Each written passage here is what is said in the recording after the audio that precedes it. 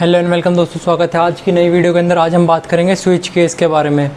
Last video में हमने बात करी थी इफ़ एल्स स्टेटमेंट के बारे में, है ना, इफ़ स्टेटमेंट के बारे में। तो आज हम बात करेंगे स्विच केस के बारे में, ठीक है। स्विच केस क्या होते हैं? Switch case is a multiple choice selection statement. इसके अंदर बहुत सारी मल्टीपल चॉइस स्टेटमेंट्स होती हैं, जैसे केसेस रहते हैं इसके अंदर कि अब ये नहीं तो ये सही होगा, ये नहीं तो ये सही होगा। It will execute according to user choice. ये एग्जीक्यूट होता है अकॉर्डिंग टू हमारे, मतलब हम जैसे इसके अंदर प्रोग्राम करेंगे उस चॉइस पर। इससे नहीं समझ पाओगे, एग्जांपल पे आते हैं। एकदम कैसे, जब हमने इंट में वैल्यू दी a इज इक्वल टू 2, ठीक है, वैल्यू दे दी। और इसमें स्विच में हमें केस बनाने पड़ते हैं। सबसे पहला केस हमारा कि वैल्यू क्या होगी, वैल्यू 2 होगी। अब हमने वैल्यू चेंज कर देंगे तो वैल्यू 3 हो सकती है, वैल्यू 4 हो सकती है, ठीक है। ऐसी वैल्यू बढ़ती चली जाएगी। लास्ट में एक डिफ़ॉल्ट वैल्यू होती है नथिंग मैच। क्या हमने जो वैल्यू दी है वो इसमें है ही नहीं केसेस में, तो डिफ़ॉल्ट वैल्यू प्रिंट कर देगा, ठीक है। इसमें मेनली क्या यूज़ करते हैं हम, इसमें लास्ट में ब्रेक ज़रूर लगाते हैं। ब्रेक इसलिए लगाते हैं, वैसे इसका ज़्यादा यूज़ नहीं है, पर ब्रेक लगाना ज़रूरी सही हो जाता है। क्यों? हमारी जैसे वैल्यू हमने 2 दी, तो वैल्यू इज़ 2 यहीं पे ख़त्म हो गया, यहीं पे वैल्यू इज़ 2 यहीं प्रिंट हो जाएगा। तो ये सारा चेक करेगा, केस 2 भी चेक करेगा, केस 3 भी चेक करेगा, और लास्ट में डिफ़ॉल्ट वैल्यू भी प्रिंट कर देगा। इसीलिए हमारा यहाँ पे जैसे हमने इसे चेक कर लिया कि वैल्यू इज़ 2 हो गई, तो यहाँ पे ये बस फिनिश हो जाएगा और यहीं से प्रिंट होके एग्जीक्यूट हो जाएगा, पूरा लास्ट में गेस सीएच तक पहुँच जाएगा। ओके, तो यहीं पे ब्रेक लगाना इसलिए ज़रूरी है। लगाओ मत लगाओ, पर ये है इसलिए लगा देते हैं तो यहीं पे ख़त्म हो जाएगा, आगे नहीं चलने का। बस यहीं पे ये वैल्यू करेक्ट हो गई, बस यहीं से प्रिंट हो जाएगा वो। ओके, अब हम बात करते हैं rules off switch statement. Rules के बारे में बात करते हैं स्विच स्टेटमेंट की। सबसे पहला रूल है switch expression must be int और करेक्टर। जो हम स्विच एक्सप्रेशन का यूज़ करेंगे वो या तो फिर इंट होगा या करेक्टर को होगा, ठीक है।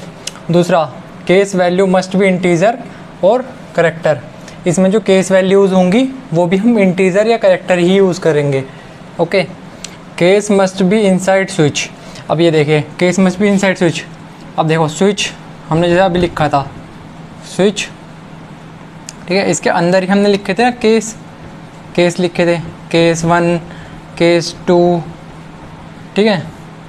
ऐसे इसके अंदर उसकी वैल्यू प्रिंट एफ, ठीक है, इसके अंदर ही इसकी वो आ जाएगी वैल्यू ऐसे। ओके, कि हमें जब भी हम भी केस यूज़ करेंगे तो उसके अंदर ही ऐसे आएगा ऐसे, ठीक है। स्विच के अंदर ही केसेस बनेंगे हमारे। Okay, break is not must. कुछ लोग कहते हैं कि ब्रेक मस्ट होता है। ब्रेक हम लगा देते हैं, क्यों? अगर हम ब्रेक नहीं लगाएंगे तो वो डिफ़ॉल्ट वैल्यू प्रिंट कर देगा, आउटपुट में डिफ़ॉल्ट वैल्यू प्रिंट कर देगा। इसलिए हम ब्रेक लगा लेते हैं, ना भी लगाओ तो काम चल जाता है। ओके, हम बात करते हैं स्विच स्टेटमेंट की सिंटैक्स की, ठीक है। इसका सिंटैक्स ऐसा होता है, जैसे स्विच एक्सप्रेशन हमने दिया, मतलब एक्सप्रेशन में मतलब हमने कोई भी इंटीजर या कैरेक्टर इसमें डाल दिया। जैसे अभी हमने डाला था 2, ऐसे ही इसमें अल्फ़ाबेट में कोई भी डाल दिया हमने, ठीक है। और इसमें सबसे पहली कंडीशन वो चेक करेगा, हमारा स्टेटमेंट पहला चेक करेगा, और यहाँ पे हम कोलन यूज़ करते हैं। ओके, सबसे पहला उसने चेक करेगा ब्रेक, यहाँ अगर ये सही होगा तो यहीं पूरा होके गैस सीएच पे पहुँच जाएगा। नहीं, ये गलत होगा तो स्टेटमेंट सेकंड चेक करेगा, ये भी गलत होगा तो लास्ट तक चेक करेगा पूरा, ठीक है। फिर अगर ये तीनों ही गलत होंगे तो डिफ़ॉल्ट में जो भी होगा, या अभी हमारा था जो भी मैच नहीं कर पा रहा था, ठीक है, हमने यहाँ पे कोई इनवैलिड गेट दिया, यहाँ पे हमने डाला 5, यहाँ पहले हमने 2 डाला, यहाँ 3 डाला, यहाँ लास्ट तक 4 गेट दिया, पर हमारा किसी से मैच नहीं करा तो इनवैलिड दिखा देगा, लास्ट में डिफ़ॉल्ट इनवैलिड प्रिंट कर देगा। ओके, ये हमारा सिंटैक्स है। और यहाँ याद रखिए, यहाँ पे हम कोलन लगाते हैं। ओके। अब आते हैं हम इसके फ्लो चार्ट पर। Flow chart for switch statement. Flow chart देखिए, सबसे पहले हमारा प्रोग्राम जो हमने इसमें एक्सप्रेशन डाला, एक्सप्रेशन चलेगा, एक्सप्रेशन में वो चेक करेगा हमने क्या चीज़ हमने मांगी है उससे। जब हमने int a is equal to दिया था 2, ठीक है, वो हमारा स्विच चेक करेगा कि ए की वैल्यू चेक करेगा।